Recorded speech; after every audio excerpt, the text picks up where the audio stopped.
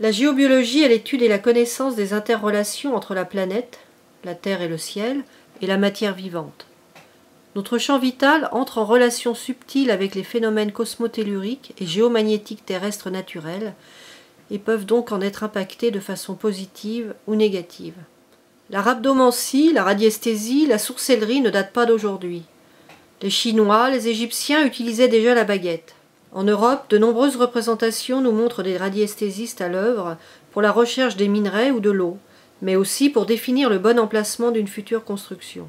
Ici, nous voyons tracer des lignes géomagnétiques terrestres, sans doute les bandes Hartmann, pour positionner des murs de fondation. La fin du XIXe siècle et le début du XXe siècle voient fleurir l'âge d'or de la radiesthésie. Des prêtres, des scientifiques, des médecins utilisent les ondes pour sonder le sol, détecter les phénomènes cosmotelluriques, pour diagnostiquer et soigner, souvent en associant des concentrés végétaux. Les traités, dont nous trouvons des traces dès le XVIe siècle, se multiplient. De nombreuses sociétés se montent, et la radiesthésie devient à la mode. Et maintenant ? La radiesthésie semble renaître après un long sommeil. Dans les campagnes, il existe encore de vieux sourciers qui ont appris des maîtres du XXe siècle. Dans certaines régions comme la Bretagne, la tradition ne s'est jamais perdue, notamment à travers les guérisseurs et les sourciers. Mais il semble que l'art de bâtir, utilisant la formidable source vitale de la terre et l'harmonisation des lieux, la médecine de la maison, ait été oublié. Oublié ? Pas si sûr.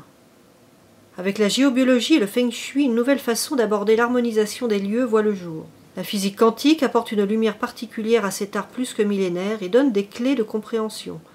Aujourd'hui, le masque un peu magique tombe. Tout le monde peut manier les baguettes ou le pendule, avec certes plus ou moins de talent. Alors que cherche le géobiologue? Pourquoi et comment? Il localise les failles, l'eau, les minerais. Pour creuser un puits? Oui, mais aussi parce que dormir sur une veine d'eau augure de bonnes nuits d'insomnie. Il localise les bandes géomagnétiques terrestres qui véhiculent de l'information et dont les nœuds peuvent être très nocifs, les bandes Hartmann, les bandes Curie, ou les bandes Perret qui sont plutôt positives, et les autres. Il localise les respirations terrestres, ces phénomènes cosmotelluriques bénéfiques ou mauvais pour la santé humaine, comme les cheminées cosmotelluriques ou les vortex, qu'un œil exercé peut repérer quand la végétation en trace les contours.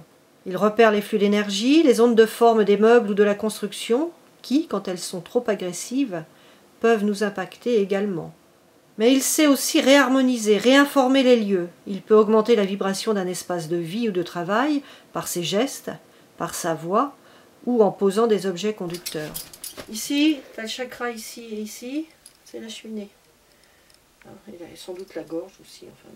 Ici, là, au niveau du plexus solaire, tu es au-dessus d'un réseau Hartmann. Tu es au-dessus d'un réseau Hartmann. Je vais mettre là-dessous, tiens, tu vois, je ne me suis pas plantée. Ça, c'est le réseau Curie. Je te la prends de l'autre côté. C'est Curie, regarde. Voilà, regarde, elle est là, sa bande Curie. C'est une large. Finalement, je réaménage ma chambre. La grande armoire était du côté droit en rentrant et le lit juste à côté. Et en fait, j'avais vraiment du mal à rentrer dans cette chambre et j'avais beaucoup de mal enfin, je dormais mal et je me sentais un peu étouffée. Voilà, étouffée. On a donc, avec Viviane, réaménagé l'ensemble. Ah ouais, non, mais j'étais vraiment mal, quoi. Que là, je prends plaisir à y rentrer. C'est marrant, ça. Je prends plaisir à rentrer, là, parce que j'ai l'impression de respirer. En fait, je dormais tellement mal que j'avais pris l'habitude de dormir dans mon canapé dans le salon.